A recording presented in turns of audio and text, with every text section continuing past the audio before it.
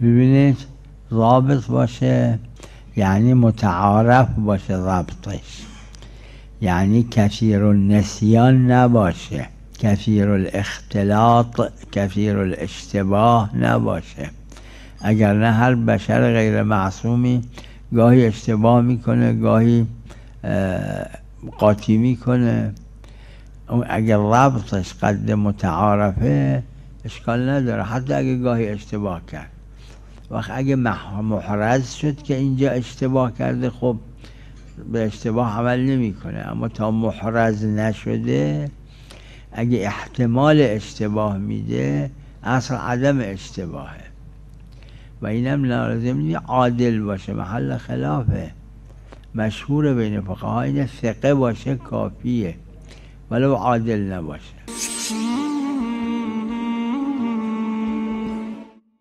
عرض کنم ثقه اگه ثقه باشه یعنی شما میشناسیدش، این لسانش لسان صدقه، دروغگو نیست، همین مقدار کافیه. لازم نی احراز کنید که عادل باشه.